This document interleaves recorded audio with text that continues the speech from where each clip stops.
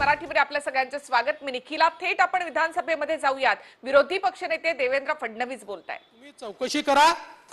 आम्ही 5000 गावांमध्ये जलयुक्त शिवारमुळे जे परिवर्तन झालं त्याची कथा मांडणार आहोत। 5000 गावांमध्ये शेतकऱ्यांचे टेस्टिमोनियल्स, त्यांचे त्या ठिकाणी इंटरव्ह्यू घेऊन काय परिवर्तन झालं हे आम्ही निश्चितपणे त्या ठिकाणी म्हणू। पण चला, नवीन सरकार आलं, त्यांना ती रद्द करायची होती, त्यांनी ती रद्द केली आणि काय सांगितलं? रद्द करून पर्याय दिली मुख्यमंत्री जलसंवर्धन योजना। चांगला आहे, दिली ना पर्याय योजना। जलयुक्त शिवार योजना का मी तर वारंवार सांगितलं, या राज्यात ठीक आहे नवीन योजना नव्हती, या राज्यात जलसंधारणाच्या 14 योजना वेगवेगळ्या विभागात चालायच्या, त्या सगळ्या योजना एकत्रित केल्या आणि त्याला एक विभाग दिला। आता तुम्ही मुख्यमंत्री जलसंवर्धन योजना आणि काय सांगितलं? 1600 जलसंधारण प्रकल्पाची दुरुस्ती करू। 1341 कोटीचा कार्यक्रम या ठिकाणी अध्यक्ष महोदय आपण घोषित केला। 300 कोटी रुपये अर्थसंकल्पात तरतूद देखील केली। आता अर्थसंकल्पीय घोषणेच्या पलीकडे काहीच नाही आहे। साधा या योजनेचा शासन आदेश देखील तुम्ही काढलेला नाही। साधा शासन आदेश नाही आहे। अध्यक्ष महोदय, काय नियम आहे, काय निकष आहे, काही नाही आहे। या सरकारच्या काळामध्ये शेतकऱ्याला काय मिळालं? आपणही गेला असाल, मी गेलो होतो, अनेक शेतकऱ्यांच्या शेतीत गेलो। अध्यक्ष महोदय, 3-3 वेळा पेरण्या कराव्या लागल्या, 3-3 वेळा बोगस बियाण्यामुळे। आणि बोगस बियाणं कोणाचं? महाबीजचं, प्रायव्हेट लोकांचं नाही, महाबीजचं बियाणं बोगस निघालं। अध्यक्ष महोदय, 3-3 वेळा पेरण्या केल्या, लोक डोळ्यात पाणी आणून सांगत होते, तिसऱ्या पेरणीत उगवलं आणि ते पावसाने गेलं। अध्यक्ष महोदय, त्या शेतकऱ्याला मदत नाही आहे। आज अतिवृष्टीमुळे ज्या शेतकऱ्याचं नुकसान झालं, 25,000 50,000ची घोषणा तुम्ही केली होती ती तर सोडाच, पण अध्यक्ष महोदय त्यानंतर तुम्ही आता जी घोषणा केली तेही पैसे शेतकऱ्याला मिळालेले नाहीत। अरे सुधीर भाऊंनी सांगितलं कसा दुजा भाव आहे। अध्यक्ष महोदय, उभा महाराष्ट्र, पहिल्यांदा चक्रीवादळ झालं कोकणामध्ये, मग आपल्या पूर्व विदर्भामध्ये, मग पश्चिम विदर्भ आणि मराठवाड्यामध्ये, मग उत्तर महाराष्ट्रामध्ये, प्रत्येक भागामध्ये अध्यक्ष महोदय निसर्ग असा कोपलाय, पावसाळा संपतच नाहीये। शेतकऱ्याने उगवलं की चाललंय, पण त्याची मदत नाहीये।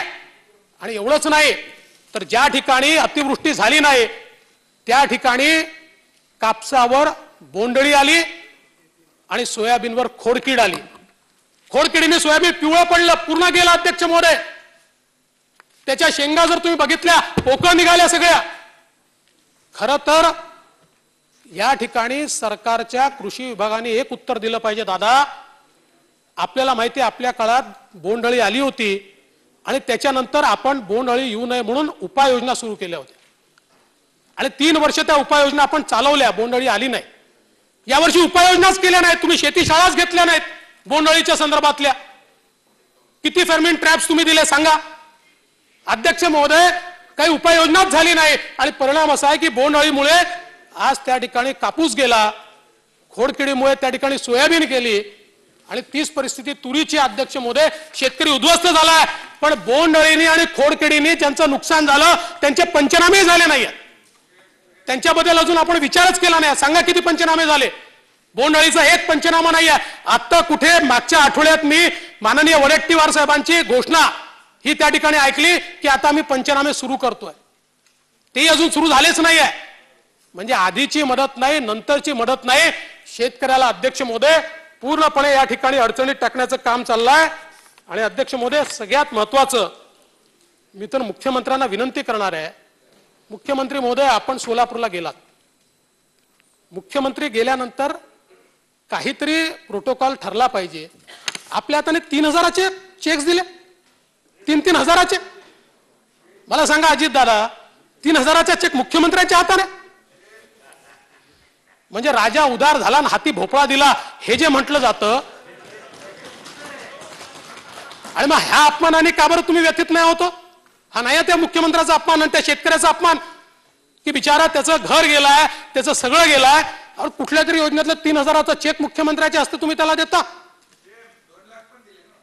अरे 3000चे आले ना बाबा, 2 लाख दिले असतील, 3,000चे चेक दिले तुम्ही, 2 लाख कोणाला दिले माहित नाही, ते सगळे आले ना, ते सगळ्यांनी माध्यमावर दाखवलं ना की आम्हाला मुख्यमंत्री आले, वाटलं काहीतरी मिळालं होतं. माझं म्हणणं माझं सोडून द्या हो, पण किमान आपल्या मुख्यमंत्र्यांची त्या ठिकाणी इज्जत राहिली पाहिजे आणि त्या शेतकऱ्याची इज्जत राहिली पाहिजे, म्हणून तर त्यांच्यावर कारवाई करा की मुख्यमंत्र्यांच्या हस्ते 3,000चा चेक देता. काँग्रेसचा हात आहे. अध्यक्ष महोदय,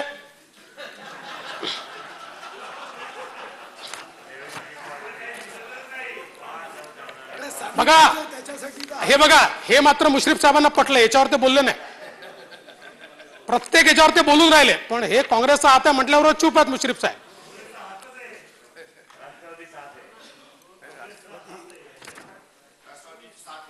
वा, आणि यांचे काय दात आहेत तिसऱ्यांचे, काय तुम्ही सांगता. कधी एम कधी पीएम. अध्यक्ष महोदय, खरं म्हणजे आता या संपूर्ण आपल्या प्रगती पुस्तकामध्ये कोरोनाला फारसं स्थानच दिसत नाही. कोरोनाच्या संदर्भात अध्यक्ष महोदय प्रामुख्याने आपण काय केलं हे या प्रगती पुस्तकात हसायला हवं होतं, पण टोपे साहेब तुमची अवस्था वाईट आहे. तुम्ही घर घर घर घर फिरले, चांगले फिरले, चांगलं काम तुम्ही केलं, 1 पैसा तुम्हाला मिळत नाही, तुमच्या खात्याला काही मिळत नाही. अरे जाऊ द्या, खात्याला काही मिळालं नाही तरी कमीत कमी या पुस्तकामध्ये तर तुमचं सर समोर यायला पाहिजे होतं ना, कारण कोरोना सगळ्यात मोठं महामारी आपली होती.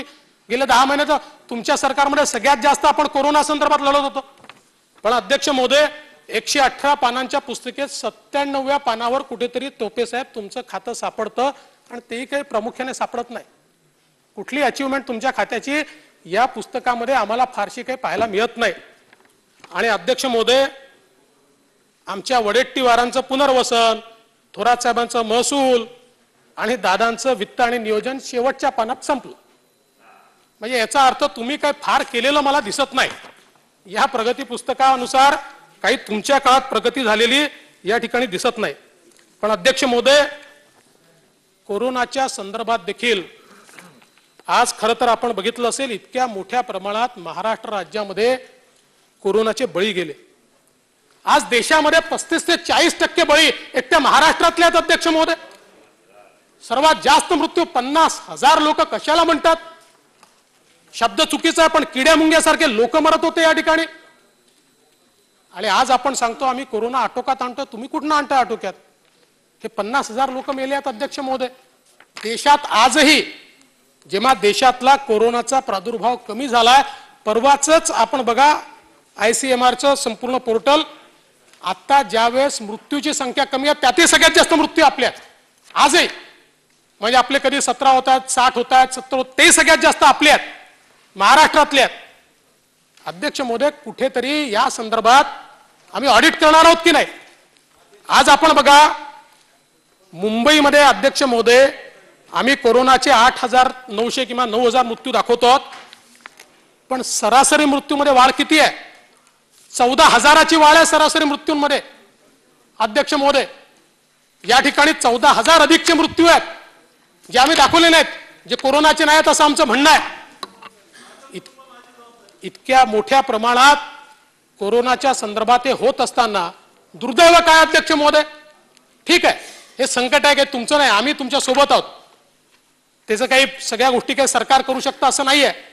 पण अध्यक्ष महोदय, एक गोष्ट सरकार निश्चित करू शकलं असतं, या कोरोनाच्या काळात झालेले भ्रष्टाचार मात्र सरकारला रोखता आले असते, ते रोखता आले असते. हे अध्यक्ष महोदय, प्रेताच्या टाळूवरचं लोणी खाणारे कोण आहेत हे देखील समोर आलं पाहिजे. आम्ही तर पुस्तकच प्रकाशित करतोय या भ्रष्टाचाराच्या संदर्भात. कोरोनाच्या काळात कशा कोविड सेंटरमध्ये काय काय झालं आणि ते कोणी कोणी घेतले आणि कशा प्रकारे त्यांना बिना टेंडरचे दिले आणि कशा प्रकारे तिथे लोकच नव्हते आणि तरी पेमेंट केले, काय रेट लावले, सगळं आम्ही तयार केलंय. खरं म्हणजे एवढी मोठी पुस्तिकाच माझ्याकडे आहे अध्यक्ष महोदय, नंतर तुम्हाला पाठवून देतो या संदर्भातली. पण हे दुर्दैवी आहे की कोरोनाची लढाई करत असताना देखील काही लोक हे जर अध्यक्ष महोदय या ठिकाणी इतकं संवेदनहीन वागत असतील. आपण बघा अध्यक्ष महोदय की खरं म्हणजे 25 जिल्ह्यात कोरोनाचे 48% मृत्यू आहेत आणि त्यातले 15 जिल्हे महाराष्ट्रातले आहेत. ही अवस्था आहे. आज आपण बघा, इतक्या मोठ्या प्रमाणात या संदर्भात मृत्यूची संख्या असेल किंवा जो काही कारभार झाला असेल, कधीतरी या कारभाराचा पंचनामा हा देखील होण्याची गरज आहे. अध्यक्ष महोदय, खरं म्हणजे मी वारंवार या ठिकाणी मांडलं, आज या सरकारमध्ये इन्फ्रास्ट्रक्चरच्या संदर्भात जी काही कामं या ठिकाणी दिसतात ती आमच्या सरकारने सुरू केलेली कामं आहेत. पण आम्हाला अडचण नाहीये. सरकार येतात, बदलतात. आम्हाला अडचण आहे की जी कामं वेळेत पूर्ण होऊ शकतात ती कामं वेळेत पूर्ण होऊ नये असे जे निर्णय केले जातात, जी स्थगिती दिली जाते. आज आपण बघा, आरेमध्ये कारशेड तयार करण्याच्या संदर्भातला निर्णय आमच्या सरकारने घेतला. तो निर्णय घेतल्यानंतर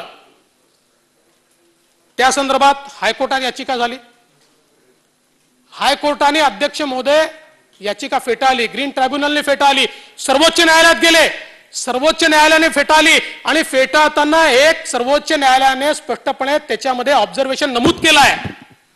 काय ऑब्झर्वेशन आहे? झाडं तोडायला कोणालाच आवडत नाही, पण त्यात ऑब्झर्वेशन असं आहे की आरेमध्ये जेवढी झाडं तोडली किंवा जी तेव्हा तोडली जाणार होती, हे सगळी झाडं कशाला आपल्याला हवी आहेत? कार्बन सिक्वेस्ट्रेशन करता, कारण ती कार्बन डायऑक्साईड घेतात आणि आपल्याला ऑक्सिजन देतात. ही सगळी झाडं मिळून त्यांच्या संपूर्ण लाईफ स्पॅनमध्ये जेवढं कार्बन सिक्वेस्ट्रेशन करणार आहेत तेवढं 80 दिवसाच्या मेट्रोच्या प्रवासात होतं. हा जो अहवाल आहे तो अहवाल नमूद केलेला आहे, अध्यक्ष महोदय. आणि आपण त्या ठिकाणी काम सुरू केलं आणि सुरू केल्यानंतर 100 कोटी रुपये खर्च केले आणि त्यानंतर आपण कांजूरमार्गच्या जागेवर त्या ठिकाणी चाललो होतो. त्यानंतर आता मला सांगा, मला या ठिकाणी खात्रीने सांगा की आम्ही आरेमध्ये एक पोल देखील लावणार नाही अशी भूमिका आहे का? नाही आहे. कारण लाईन 6 वर जर जायचं असेल, आणि मी म्हणत नाही, हा सौनिक कमिटीचा रिपोर्ट आहे, माझं सोडून द्या. ही सौनिक कमिटी मी तयार केली नव्हती आणि केवळ सौनिक त्याच्यामध्ये नाही आहेत, 2-3 सेक्रेटरी आहे आणि फॉरेस्टचे देखील का पीसीसी वगैरे काय म्हणतात जे काही प्रमुख असतील ते याच्यामध्ये आहेत. आणि त्यांनी सांगितलेलं आहे अध्यक्ष महोदय की कांजूरमार्गला नेल्यामुळे किती नुकसान होणार आहे. आणि त्यांनी एकूण कॅल्क्युलेशन केलं ते तर भयानक आहे, 5000 कोटी रुपयाच्या वर आहे. कारण अध्यक्ष महोदय 4 वर्षांनी डिले होणार आणि ती जागा मिळाली तर, जागा मिळाली नाही तर नाही. जागा मिळाली तर आम्ही ऑप्शन घेतला होता ना कांजूरमार्गचा, पण तो कधी घेतला होता? 90% काम पूर्ण झाल्यावर नाही जातात तिकडे. आणि त्यावेळेस आम्ही उच्च न्यायालयात गेलो. उच्च न्यायालयाने आम्हालाही त्यावेळेस सांगितलं होतं की खासगी माणसाचा याच्यावर दावा आहे, तुम्ही त्याचे 3000 कोटी रुपये भरा तर तुम्हाला ती जागा आम्ही देऊ. 9 महिने थांबलो होतो आम्ही त्या जागेकरता आणि शेवटी आम्ही हा निर्णय घेतला की मेट्रो कारशेडची जागा जी आहे ती आरेचीच आपल्याला घ्यावी लागेल. प्रविष्ट आहे त्यामुळे आणि त्याची अंतिम सुनावणी उद्या आहे, त्यामुळे माझं ज्ञान कमी जास्ती असेल, परंतु न्यायप्रविष्ट बाब असताना सभागृहामध्ये साहेब तेही वकील आहे, मीही वकील आहे आणि हेही वकील आहे. एखादी बाब न्यायप्रविष्ट कधी असते? ज्यावेळेस ती ऍडमिट झाली असते. ही ऍडमिट नाही झाली, it is argued for admission. अजून केस ऍडमिट केली नाही, ऍडमिशन स्टेजवरच ते फायनल ऑर्डर करतायत, त्यामुळे ही बाब न्यायप्रविष्ट नाही. एकच मिनिट. या बाबतीतला सविस्तर आम्ही काल माहिती घेतलेली आहे. आपण जे सांगताय की खासगी माणसाचा काय विषय आहे, हा सगळा विषय काल कोर्टासमोर झाला आहे आणि याच्या बाबतीत कोर्ट उद्या निर्णय देणार आहे. त्यामुळे नाही कोण म्हणतंय, जरा विरोधी पक्षनेते बोलतायत, त्यांचं म्हणणं तर खरं मांडा. तर विषय असा आहे की कोर्टाने उद्याची तारीख ठेवली आहे की या सगळ्या बाबींवरती चर्चा करून राज्य सरकारचं म्हणणं काय आहे ते उद्या मांडायचं आहे.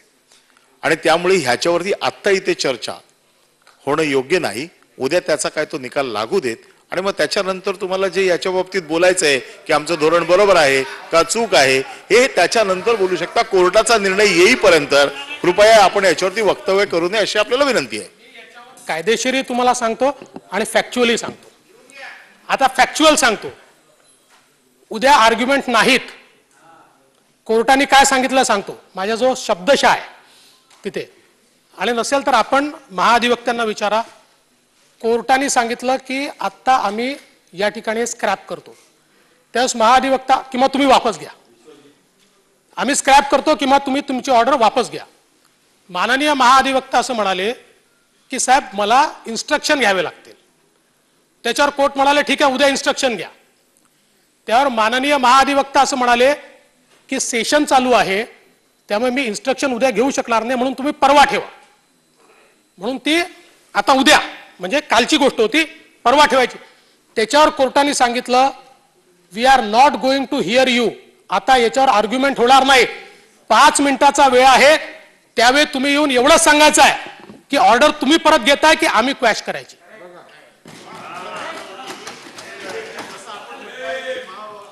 त्यांचं आपण बोलणं करा. मी महाधिवक्त्यांशी बोलूनच आपल्याशी बोलतोय. काल जे कोर्टामध्ये जे काही झालं त्याच्यामध्ये आपण जसं म्हणताय तसं कोर्टाने म्हटलं, पण त्यावरती महाधिवक्त्यांनी सांगितलं की याच्या बाबतीत राज्य शासनाशी बोलून राज्य शासनाची भूमिका याच्या बाबतीतली काय आहे हे आम्ही उद्या कोर्टामध्ये मांडू. आणि याच्यावरती कोर्टाने वेळ दिलेला आहे. उद्या आर्ग्युमेंट होणार नाही असं म्हणणं आपलं चुकीचं आहे. आमची बाजू ऐकल्याच्या नंतर जे आमच्या विरोधात आहेत ते लोक देखील आपली बाजू मांडतील आणि त्यानंतरच निर्णय होईल. हे महाधिवक्त्यांचंच म्हणणं मी आपल्याला सांगतोय. आपल्याजवळ माहिती कमी आहे. मी पुन्हा ऍडिशन देतो. मी सांगतो केंद्र सरकारचं आर्ग्युमेंट पूर्ण झालं, महाराष्ट्र सरकारचं आर्ग्युमेंट पूर्ण झालं, MMRDAचं आर्ग्युमेंट पूर्ण झालं आणि ते जे खासगी ज्यांनी त्याच्यावर दावा केलाय त्यांचे आर्ग्युमेंट पूर्ण झालं. आणि आर्ग्युमेंट पूर्ण झाल्यानंतर आणि त्याच्या पलीकडे जाऊन सांगतो का हो आज आपण सगळे लढत होतो आपल्या सदनाच्या अधिकारांकरता लढत होतो ना. सदनाचे अधिकार आहे, सदन मोठा आहे. मग आज मला सांगा की आपल्या नियमात लिहिलेलं आहे की एखादी केस ऍडमिटेड असेल तरच ती सबज्युडिस मानली जाईल. ती ऍट द स्टेज ऑफ ऍडमिशनला सबज्युडिस मानली जाणार नाही. ही केस ऍडमिटेड नाही. हे सगळे argument at the stage of admission आहेत. त्यामुळे ही केस सबज्युडिस नाही. नियमाने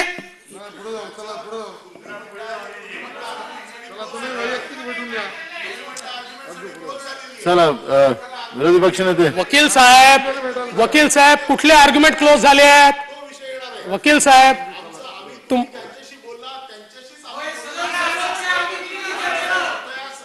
नाही मी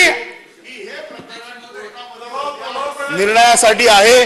तर कृपया जोपर्यंत त्याचा निर्णय होत नाही त्याची चर्चा या सभागृहात होऊ नये. आपण याच्या बाबतीतलं रुलिंग द्यावं. विरोधी पक्ष नेते अध्यक्ष महोदय मी प्रश्न विचारतो. चला मी प्रश्न विचारतो. मला माननीय संसदीय कार्यमंत्र्यांनी सांगावं is the case admitted in the court. अहो साहेब ऍडमिशनचा अर्थ वेगळा असतो, दाखल करणं नाही. कोर्टाची एक स्टेज असते. आर्ग्युमेंट बिफोर ऍडमिशन मग ऍडमिशन कोर्टाला वाटलं तर आणि मग आर्ग्युमेंट.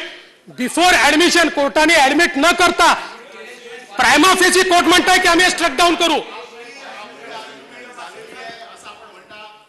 मी एकच नाही, माझ्या प्रश्नाचं उत्तर द्या. हो आणि माझ्या प्रश्नाचं उत्तर द्या. Is the case admitted? माझ्या प्रश्नाचं उत्तर द्या. आणि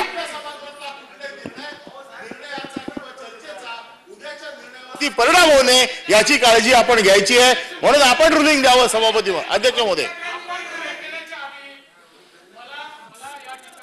दोनच गोष्टींची माहिती पाहिजे. दोनच गोष्टींची, मग मी बोलणार नाही. पहिली गोष्ट, जे मॅटर सबज्युडिस आहे असं म्हटलं जातं त्याचा अर्थ काय आहे हे सचिवालयाने सांगावं. When the matter is sub judice. कारण सबज्युडिस मला- मॅटरवर आपल्याला माझं असं आपल्याला म्हणणं- एक मिनिट ऐकून घ्या, चर्चा करता येत नाही. आणि दुसरं, हे मॅटर कोर्टाने ऍडमिट करून घेतलाय का, वेदर द ऍडमिशन कोर्टाने ऍडमिशन केली आहे का, नाही केली. मी आपल्या गोष्टीशी आणि यांच्या गोष्टीशी दोघांचे सहमत आहे, पण पुढे या आता. तुम्ही पुढे या आता. तुम्ही पुढे या आता. हा पुढे या. ठीक आहे अध्यक्ष महोदय, यांना फार त्रास होतोय. नाही पुढे या ना, आता झालं ना तो विषय. पुढे एकच हा पुढचा प्रश्न एवढाच आहे अध्यक्ष महोदय, मी माननीय मुख्यमंत्र्यांना विनंती करणार आहे, हा प्रश्न काही माझ्या आणि तुमच्या इब्रतीचा इज्जतीचा प्रश्न नाहीये. हो, हे खरं आहे की रात्री झाडं कापल्यामुळे तुम्ही नाराज झालात. मला माहिती आहे की रात्री झाडं कापल्यामुळे तुम्ही नाराज झालात, पण तुमच्या समितीने दिलेला रिपोर्ट आहे आणि या रिपोर्ट नंतर दुसरा कुठलाही रिपोर्ट नाही आहे. आणि इतका एक्सटेन्सिव्ह रिपोर्ट दिलेला आहे की हे मेट्रो कारशेड हे आरेत का झालं पाहिजे आणि ते तिकडे का होऊ नये, हा एक्सटेन्सिव्ह रिपोर्ट तुमच्या कमिटीचा आहे. आणि तरी देखील अध्यक्ष महोदय, जर या ठिकाणी अशा प्रकारचे परत कोर्टात आपली बेबरू होऊनच राहिली आहे. आम्ही त्यावेळेस सांगितलं होतं, आम्ही काही तुमचे दुश्मन नाही आहोत, आपल्याला सगळ्यांना मुंबईकरांकरता काम करायचं आहे, की याच्यावर 2-2, 3-3 दावे आहेत. ते दावे असल्यामुळे कोर्टाचा निर्णय झाला नाही. लोअर कोर्टाचा एक स्थगिती म्हणजे उद्याला पूर्ण मी त्याच्यावर बोलतच नाहीये. मी पूर्ण तुम्हाला चांगला सल्ला देतोय शिंदे साहेब, चांगला सल्ला सागर याकरता आपल्या जागी देतो. जाऊन बसा तुम्ही. हा? एवढं सोशल डिस्टन्स आहे सागर, तिकडे जाऊन बसा तुम्ही. नाही ते नाही हो, तुम्ही ते एकमेकाला चिपकून बसलात. हा विरोधी पक्ष. त्यामुळे अध्यक्ष महोदय, या ठिकाणी खरं म्हणजे मुंबईकरांना मेट्रोपासून वंचित ठेवलं जात आहे. मी माझा अध्यक्ष महोदय आजही या ठिकाणी सांगतो, ठीक आहे आपले मत नसेल तर मी बोलणार नाही, पण आजही मी सांगतो ही केस ऍडमिटेड नाही, हे मॅटर सबज्युडिस नाही. इथे बोलण्याचा मला पूर्ण अधिकार आहे आणि तो अधिकाराचा वापर मी करू शकतो. तथापि तुम्हाला फारच त्रास होतोय,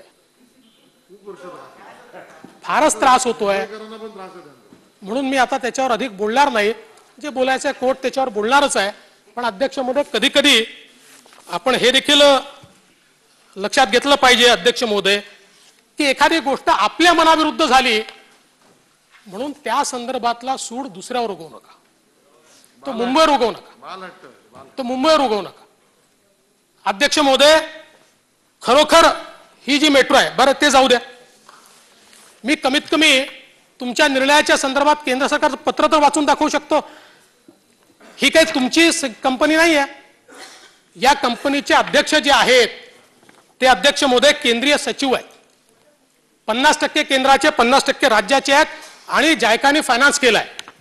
आज अध्यक्ष महोदय, या संदर्भात हे दुर्गाशंकर मिश्रांचं पत्र हे या ठिकाणी केंद्रीय सचिव आहेत, यांनी पूर्ण पत्र वाचून दाखवत नाही, पण अतिशय स्पष्टपणे या ठिकाणी सांगितलं कुठली टेक्नो फिजिबिलिटी तयार न करता तुम्ही हा निर्णय घेतात आणि त्यामुळे या निर्णयाच्या माध्यमातून अध्यक्ष महोदय अडचण तयार होईल, हे डिले होईल.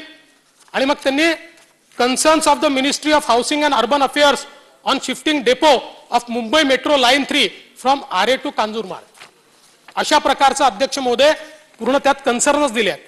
आणि त्यात सगळ्यात महत्वाचं काय आहे तर याला सगळा पैसा आपल्याला जायका देतोय. The consent of JICA which is providing bilateral financial assistance to this project would be necessary so as to ensure that no problem in terms of funding as the progress will be impacted adversely. म्हणजे जायकाची permission आहे का ती अजून घेतलेली नाही. एवढंच नाही अध्यक्ष महोदय, या ठिकाणी बघा, आपण जर बघितलं तर सगळ्यात महत्वाचं हे जे काही बर्डन ऍडिशनल येत आहे, कॉस्ट एस्केलेशन होत आहे, 2017च्या मेट्रो पॉलिसीमुळे यातला एकही पैसा जायका शेअर करणार नाहीये आणि केंद्र सरकारही शेअर करणार नाहीये. हे सगळं हे महाराष्ट्राला द्यायचं आहे अध्यक्ष महोदय. आणि मला आश्चर्य वाटतं, म्हणजे मी मध्ये मी पाहिलं कोणीतरी असं म्हणालं की केंद्र सरकारही याला ऍग्री होतं आणि ते कशाच्या आधारावर सांगितलं तर या सॉल्टच्या लँड इंडस्ट्री डिपार्टमेंटकडे असतात. इंडस्ट्री डिपार्टमेंटला एक पत्र राज्य सरकारने पाठवलं, यांनी की जागा तुम्ही आम्हाला द्या. त्याच्यावर त्यांनी पाठवलं की त्याची कॉस्ट लागेल आणि आधी त्याची स्टडी करावी लागेल. त्याचा काही मेट्रो विभागाशी संबंध नाही. मेट्रो ज्यांच्या अंतर्गत चालते आणि जे या कंपनीचे अध्यक्ष आहेत त्यांचं ऑब्जेक्शन आहे, जायकाचं ऑब्जेक्शन आहे, आणि मग कशा प्रकारे मेट्रो आपण पूर्ण करणार आहोत हा प्रश्न देखील अध्यक्ष महोदय. बरं, आता एक गोष्ट अजून आहे. आपण म्हणतो कांजूरमार्ग मध्ये मेट्रो करू, पर्यावरणाचा विषय आपण सांगतो. आता पर्यावरणवाद्याने, लोकसत्ताची बातमी अध्यक्ष महोदय, पर्यावरणवाद्यांनी कांजूरमार्ग मेट्रो शेडला आक्षेप घेतलाय. त्यांचं म्हणणं आहे की तिथे फ्लेमिंगो अभयारण्य आहे आणि फ्लेमिंगो अभयारण्याला या कांजूरच्या मेट्रो शेडमुळे मोठ्या प्रमाणात हानी पोचेल, हे ऑब्जेक्शन आहे त्यांचं देखील. आज खरं म्हणजे अध्यक्ष महोदय,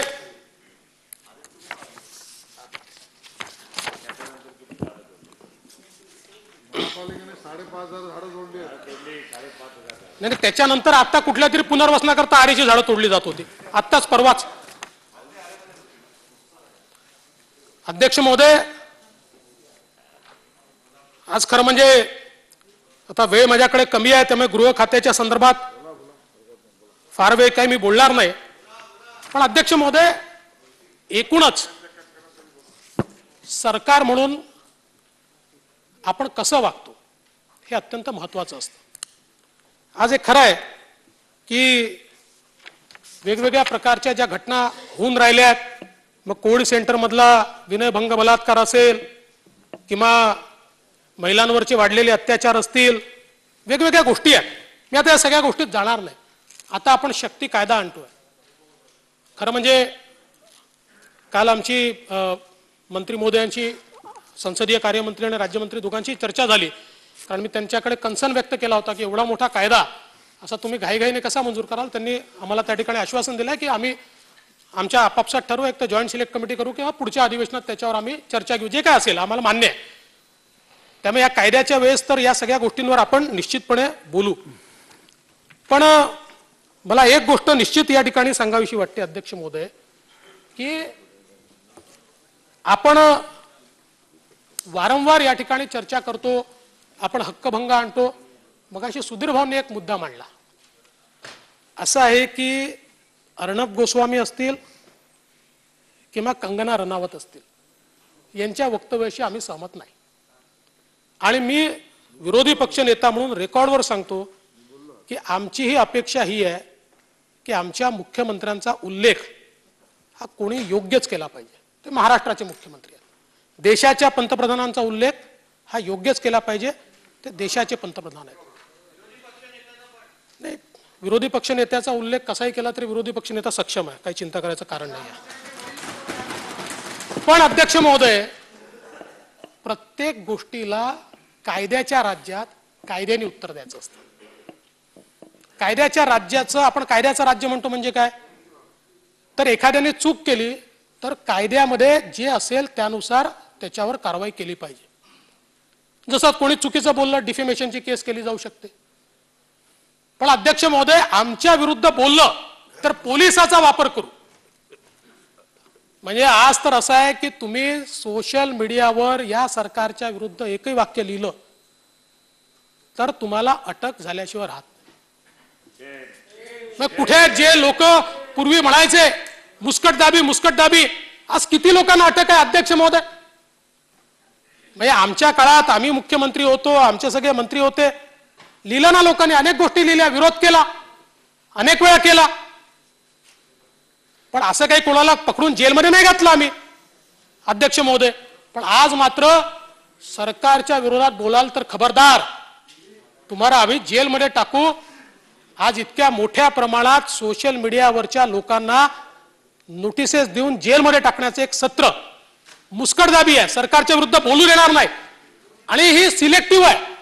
म्हणजे त्याच वेळी सुधीर भाऊचं, माझं, आमच्या परिवाराचं कार्टून आलं आणि त्याच्यात गलिच्छ लिहिलं असलं, त्याच्यावर कारवाई नाही आहे, त्याच्यावर कुठलीच कारवाई नाही आहे. पण मात्र सत्तारूढ पक्षाच्या विरुद्ध, सरकारच्या विरुद्ध काही जरी लिहिलं तरी त्याच्यावर कारवाई चाललेली आहे अध्यक्ष महोदय.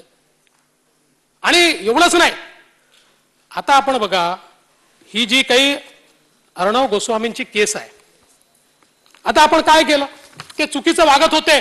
50 कायदे आपल्याकडे आहेत की ज्या कायद्याने आपण त्यांना त्या ठिकाणी त्यांच्यावर चुकी करता कारवाई करू शकत होतो, डिफेमेशन करू शकत होतो, अजून 4 गोष्टी करू, ते नाही केलं आपण काय केलं, त्यांची बंद झालेली केस बंद झालेली ती ओपन केली. हा, सुप्रीम कोर्टाचा ऑर्डर वाचा ना, तोच घेऊन आलोय. तोच घेऊन आलोय. कधी वाचत जा सुप्रीम कोर्ट वगैरे. तुम्हाला असं वाटतं की हायकमांड म्हणजे supreme court. High command supreme court नसते. देशात न्यायालय आहेत. हायकमांड असते, पण ती सर्वोच्च न्यायालय नसतं.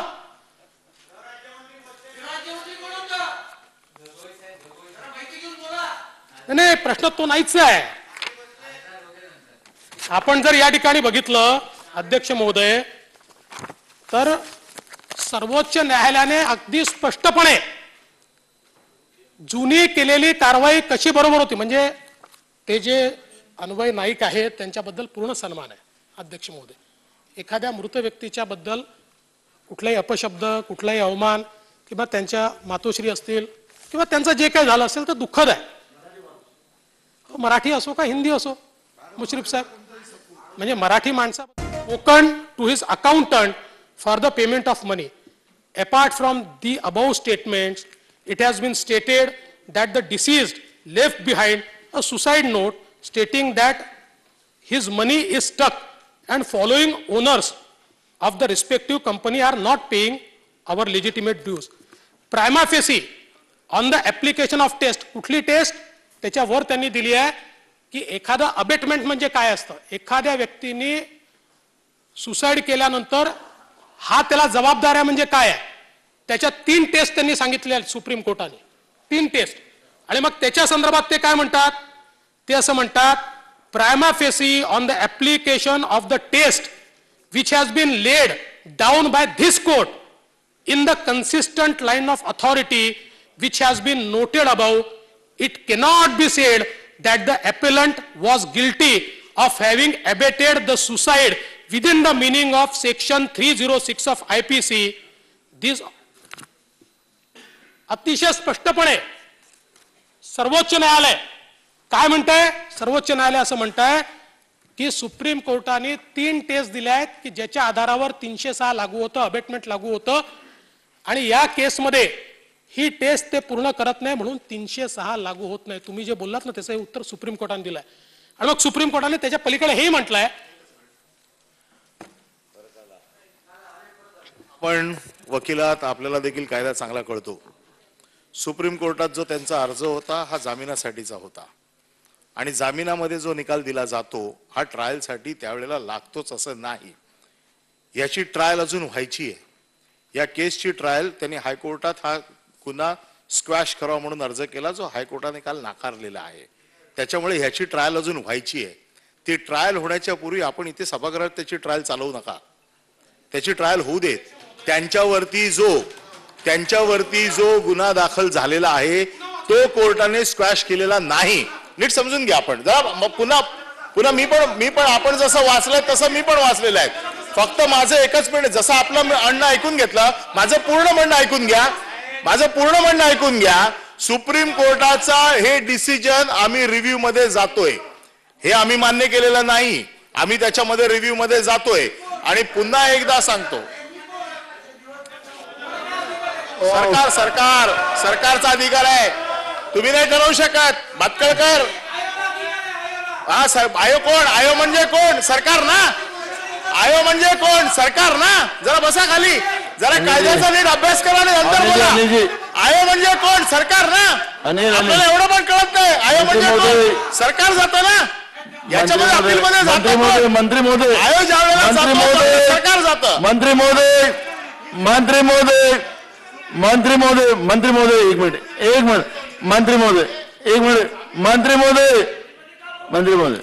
एक मिनिट, या ठिकाणी मी तुम्हाला सांगतो की आपल्यालाही सगळ्यांना अभ्यास होतोय 2 वकिलामुळे.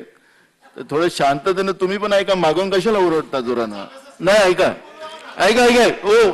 ओ मंत्री महोदय, तुम्ही पण थोडस तुम्ही पण आवाज कमी करून बोलायचं. मला तुम्ही बसा. अरे बसा ना. बस ओ माझून कोणी ओढू नका. एक मिनिट, आपण मंत्री महोदयांचं पुन्हा रेकॉर्डवर येऊ देऊ, नंतर तुम्ही बोला. वारंवार त्यांना उत्तराचा अधिकार आहे. उत्तरात त्यांनी सांगितलं पाहिजे. उत्तराचा अधिकार आहे ना त्यांना, द्या ना उत्तर. नाही चुकीचा सुप्रीम कोर्टाचा ऑर्डर आहे, चुकीचा रेकॉर्डर आहे. सांगा सांगा सुप्रीम कोर्टचा ऑर्डर चुकीचा आहे. तुम्हीच म्हणता आम्ही रिव्ह्यू मध्ये चाललो, तुम्ही नाकारू नाही शकत. रिव्ह्यू तुमचा जोपर्यंत त्या ठिकाणी स्वीकारला जात नाही हाच ऑर्डर लागू आहे. नाही माझं हाच ऑर्डर लागू आहे. नाही, अध्यक्ष महोदय, नाही माझं मी अगदी शांतपणे विरोधी पक्ष नाही आम्हाला मांडायचं नसेल घरी जातो. माझं ऐकाय का थोडं. घरी जातो. विरोधी पक्ष नेते आशिष बसा. आशिष, माझा मुद्दा असा आहे याच्यामध्ये की एका जेव्हा कायदेशीर बाबीवर चर्चा चालू असेल आणि त्यांचं मत आहे रेकॉर्डवर चुकीचं येत आहे, तर तुम्ही त्याला क्लिअर करू शकता ना. मला मुद्दा तो नाही ना. माझा एक सिंपल आहे. आशिष जी, एक मिनिट, तुम्ही पण वकिलात, मला माहिती आहे. हा, सगळ्या वकिलांनी बाजू मांडा, काही अडचण नाही. पण मूळ प्रश्न आहे की शांततेने याच्यावर चर्चा व्हावी, हाच आमचा मत आहे. एकदम एकदम अंगावर येऊन कोणाच्या असं थोडी होत आहे. त्याच्यामुळे एक मिनिट, आता येऊ द्या. त्याला कायदेशीर चर्चा करायची असेल तर आपल्याला काय अडचण त्याच्यामध्ये. पण हा बोला विरोधी पक्ष नेते. अध्यक्ष महोदय, आता या सभागृहामध्ये सर्वोच्च न्यायालयाचे जर निकाल वाचायचे नाही, कुठे वाचायचे? नाही, वाचायचा त्यांनी विरोध नाही केला. मी सांगून राहिलो ना, त्याच्या पुढचं सांगतो आता. त्यांना जे वाटतंय ना, त्यांनी स्वतःच सांगितलं ना. त्यांनी स्वतःच सांगितलं आम्ही रिव्ह्यू मध्ये चाललोय. रिव्ह्यू मध्ये कशाला चालले तुम्ही? म्हणजे निकाल कायम आहे म्हणून रिव्ह्यू मध्ये चालले ना. नाही तो उगीच रिव्ह्यू मध्ये जात नाही. त्याच्या पलीकडे सुप्रीम कोर्टाने म्हटलंय. अजून सांगतो परब साहेब, त्याच्या पलीकडे सर्वोच्च न्यायालयाने काय म्हटलंय? त्यांनी असं म्हटलंय की आम्ही याकरता याला प्रायमा फेसी म्हणतो की खरं तर हा निकाल हायकोर्टाने दिला पाहिजे आणि हायकोर्टाचा तो अधिकार आहे, म्हणून हायकोर्टाला आम्ही मौका देतोय. बघा, these observations where we must note are prima facie at this stage since the High Court is to take up petition for quashing. However, clearly, however, the High Court, in failing to notice the contents of the FIR and to make a prima facie evaluation, abdicated its role, functions and jurisdictions when seized a petition under section 482 of CRPC. मी कधी चुकीचं सांगणार नाही, मला काही शौक नाही चुकीचं सांगायचं. अध्यक्ष महोदय, मी एवढंच तुम्हाला सांगून राहिलो, सत्ता ही डोक्यात जाता कामा नये.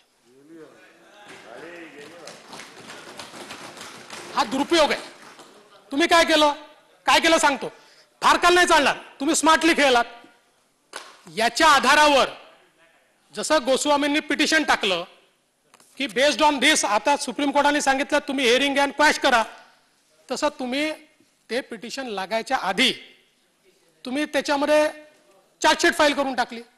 त्यामुळे आता त्यांचं पिटिशन इनफ्रक्च्युअस झालं, ते नवीन पिटिशन करतील. हे चालू राहणार आहे.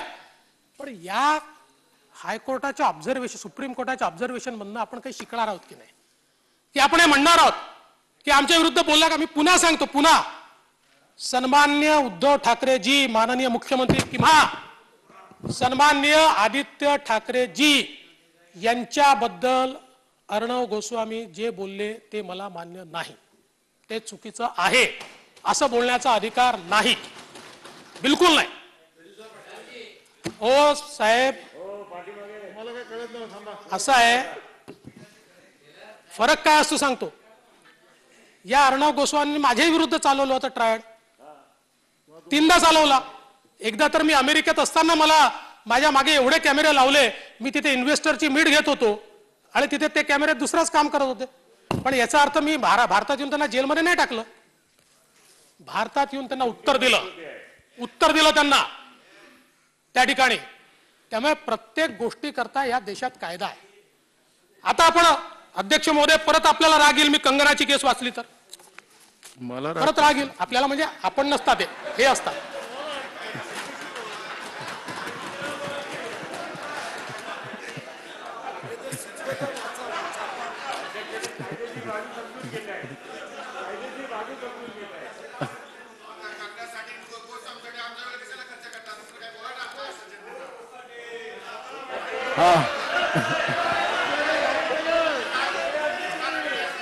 बोला कंगना.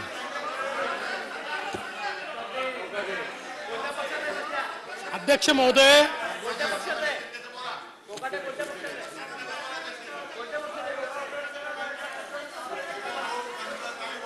हा पुन्हा एकदा सांगतो, आता कंगना रनौत यांनी जे ट्विट केले त्याला आमचं समर्थन नाही, ते चूक आहे, चूक आहे. पण अध्यक्ष महोदय, कायद्याचं राज्य आहे, कायद्याचं राज्य आहे.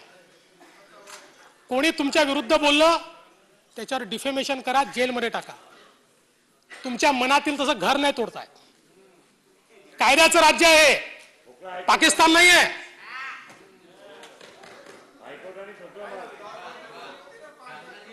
तानाशाही नाही आहे इथे, लोकशाही आहे, लोकशाही. लोकशाही आहे. लोकशाहीमध्ये प्रत्येकाला अधिकार आहे. जो अधिकाराच्या पलीकडे गेला त्याला कायदा आहे, त्या कायद्याने त्याच्यावर कारवाई करा.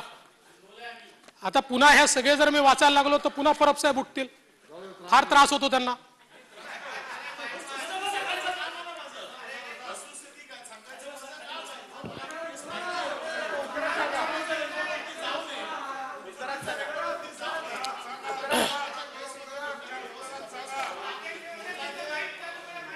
कलमाखाली ज्या कलमाखाली कारवाई करायची होती त्या कलमाखाली करताना तुमच्या समोर दुसरा ऑप्शन देखील होता, हे त्या ऑर्डरमध्ये सांगितलेलं आहे. 364 मध्ये जर कारवाई जर चुकीची ठरत असेल तर 351 मध्ये कारवाई करायचे कोर्टाने आदेश दिलेत. आपण पुढचं पिटिशन देखील वाचा आणि मग याच्या बाबतीत बोला. आणि आपलं एकच म्हणणं मला फक्त सांगा, माझा जसा एकच प्रश्न आहे, या महाराष्ट्रात कोणी कोणाचा खून केला, कोणी कोणाला आत्महत्येला प्रवृत्त केलं, कोणी अनधिकृत बांधकाम केलं तर त्याच्यावरती कारवाई करायची नाही का, असं आपलं म्हणणं असेल तर आपण ते सांगा. किंवा यांची आपण जबाबदारी घेताय का की जे आमच्या विरोधात बोलतायत आणि जे गुन्हे करतायत त्यांना वाचवण्याची जबाबदारी आपण घेताय का, हे देखील उत्तर आज आपण दिलं पाहिजे. नाही, एक मिनिट. हो, ऐका ऐका ऐका ऐका ऐका ऐका ऐका ज्याने खून केला त्याला फाशी दिलीच पाहिजे. चोरी केली शिक्षा झालीच पाहिजे. केलं तरी शिक्षा झालीच पाहिजे. तरी शिक्षा झालीच पाहिजे. पण तुम्ही मला एवढंच समजावून सांगा की आमच्या विरुद्ध बोललं की आम्ही त्याला केसमध्ये फसवू, हे नाही चालत. हे कायद्यात नाही आहे. आता तुम्ही एक मिनिट, आता माझं म्हणणं आहे का, आता हे बरोबर नाहीये, आता बरोबर नाहीये, आता बरोबर नाहीये, आता बरोबर नाही. अध्यक्ष महोदय, कंगना रनौतच्या केसमध्ये एक मिनिट ए हो मंत्री महोदय, मंत्री महोदय, मंत्री महोदय, मंत्री महोदय, मंत्री महोदय, एक मिनिट, दोन मिनिट त्यांचं पॉइंट ऑफ ऑर्डर आहे भुजबळ साहेबांचं. एक मिनिट. अध्यक्ष महोदय, या विषयावर जे आहे ते बोलतायत आणि मगाशी सबज्युडिस असेल तर बोलायचं नाही असं आपलं याच्यामध्ये नियमामध्ये म्हटलेलं. या नियमामध्ये काय म्हटलेलं आहे, 34(2) मध्ये, भारताच्या कोणत्याही भागात अधिकारिता असलेल्या न्यायालयाच्या अभिनिर्णयाधीन असेल अशा कोणत्याही बाबींचा उल्लेख करता कामा. याचा अर्थ जो आहे हा फार विशाल अर्थ आहे की बाबा त्यांच्या हायकोर्टात असेल, सुप्रीम कोर्टात असेल, दुसऱ्या कुठल्याही कोर्टामध्ये त्या केसची जर चर्चा होत असेल आणि त्याचा निर्णय जर न्यायमूर्ती घेणार असतील तर त्या बाबतीची चर्चा आपण करता कामा नये असं स्पष्टपणे आपल्या या नियमात म्हटलेलं आहे. माझी विनंती आहे की आदरणीय विरोधी पक्ष नेते जे आहेत त्यांना जे बोलायचं ते बोलून गेलेले, आता त्यांनी जरा पुरवण्या मागण्यांवर बोललं तर मला असं वाटतं बरं आहे. पण अध्यक्ष महोदय, हरकतीच्या मुद्द्यावर तुम्ही बोलायला पाहिजे, उत्तर द्यायला पाहिजे अशी माझी मागणी आहे या नियमाच्या नुसार. बरोबर. हा हा यासाठी आहे की याच्या विरुद्ध मुद्दा सन्माननीय सदस्य पृथ्वीराज चव्हाणजी नाही भुजबळ साहेबांच्या हरकतीवर तेच हरकतीचा मुद्दा काय ते सांगतो. तुम्ही रेकॉर्ड काढायचा. जेव्हा नॅशनल सिटीझन रेकॉर्डच्या संदर्भात इथं मुद्दा मांडायचा होता तेव्हा भुजबळ साहेब असंच पुस्तक हाती घेऊन आम्हाला बोलण्याचा अधिकार आहे, तेव्हा ती केस सुप्रीम कोर्टात होती. आज त्याच्या विरुद्ध मुद्दा मांडताय, तर यांचं खरं रूप कोणतं आहे हा माझा हरकतीचा मुद्दा आहे. बस माझं काही म्हणणं नाही. जुनं रूप खरं आहे की हे रूप खरं आहे एवढंच. काय झालं सुधीर भाऊ, एक मिनिट सुधीर भाऊ, आपल्या इथं परंपरा राहिलेली आहे.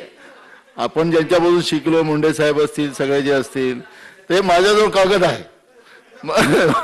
हा ते पुस्तकात आहे. ते म्हणतात तो हरकतीचा मुद्दा होऊ शकत नाही, ते खरंच आहे. भुजबळ साहेब, आपण जो नियम आपण जो नियम सांगता तो नियम आहेच, पण नाही ऐका ना.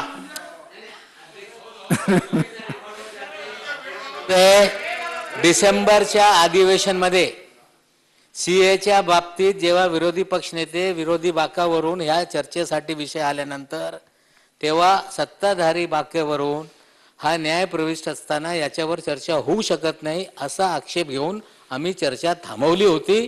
चर्चा करण्यासाठी वेळ मागितली नव्हती. चुकीचा रेकॉर्डवर जाते, सुधीर भाऊंनी तपासलं पाहिजे. दोन भूमिका त्यांच्या होत्या.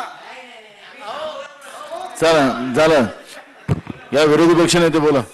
अध्यक्ष महोदय, मी पुन्हा सांगतो, भुजबळ साहेब म्हणतात ते अगदी खरं आहे, पण न्यायालयाच्या अभिनिर्णयार्थाचा अर्थ हा कौल शेखदरनी दिलाय. व्हॉट इज सबज्युडिस हे कौल शेखदरनी सांगितलेलं आहे, आणि कौल शेखदर मध्ये सबज्युडिसचा जो अर्थ दिलाय त्या अर्थात हे बसत नाही म्हणून मांडतोय. नाही तर मांडलं नसतं. अच्छा झालं आता. आणि नाही, मी संपवतोच आहे.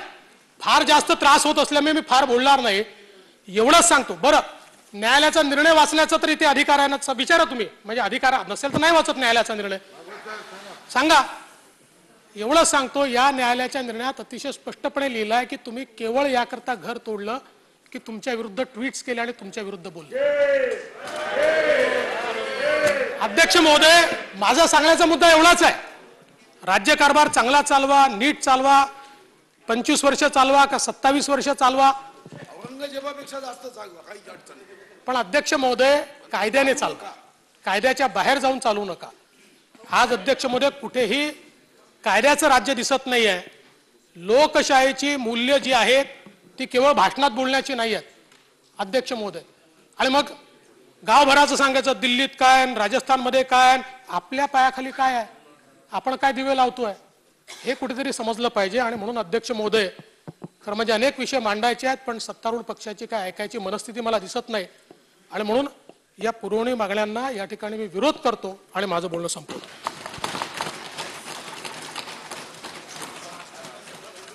किती वेळ झाला? एक मिनिट दादा एक मिनिट. नाही पूर्ण दोघांचे किती झाले?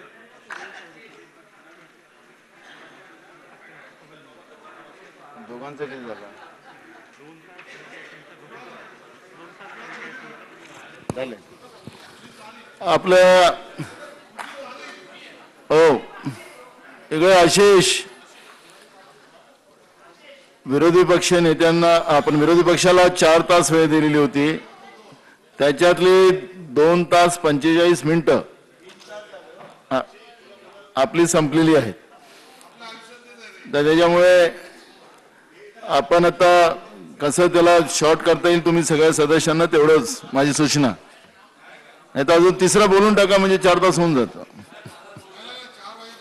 नाही तर हो ना बाबा, 3 वाजले, 3 तास झाले ना.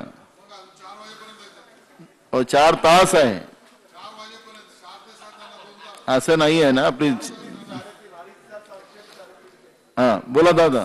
मगाशी दादा एकदा मान्य झालं ना 4-2 आता.